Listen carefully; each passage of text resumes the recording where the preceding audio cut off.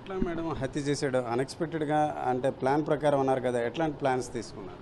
Plan ప్రకారమేనండి. ఎందుకంటే ఆమె ఇంటికి వస్తున్నప్పుడు కూడా పరిచయస్తురాలే, బట్ తన ఫోన్ నుంచి చేస్తాడు కదా పరిచయస్తుడు.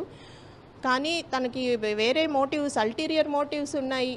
వేరే ప్లాన్తో రావడం వల్ల అపరిచితుడు ఫోన్ తీసుకొని ఆ నెంబర్ నుంచి ఫోన్ చేసి వస్తున్నానని చెప్పాడు. అంటే నేరం చేసిన తర్వాత కూడా తన గురించి డీటెయిల్స్, క్లూస్ రాకుండా ఉండడం కోసం ప్రతి ప్రికాషన్స్ తీసుకున్నాడని తెలుస్తుంది.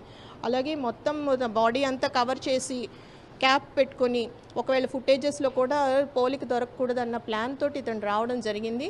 అలాగే హత్య చేసిన తర్వాత కూడా ఆ ఇంటి నుంచి వెళ్ళిపోతున్నప్పుడు సెవరల్ ఆటోస్ మారి railway station, Vizag railway station దగ్గరికి వెళ్ళిన తర్వాత పైన వేసుకున్న కోటు అండ్ క్యాప్ ఇవన్నీ తీసేసి కంప్లీట్గా వేరే డ్రెస్ తోటి మరలా బయటకు రావడం. దీంతో ఏంటంటే తనని ట్రాక్ చేయడం కష్టం అయ్యేలాగా అతను పక్క ప్లాన్ చేసుకొని మన తప్పించుకుందామని చూశాడు. కానీ 10 రోజుల్లో అవిరామంగా కృషి చేసి 10 క్రైమ్ టీమ్స్ ఈ రోజుకి అతన్ని పట్టుకోవడం జరిగింది. ఈరోజు రిమాండ్కి కూడా తరలిస్తున్నాం.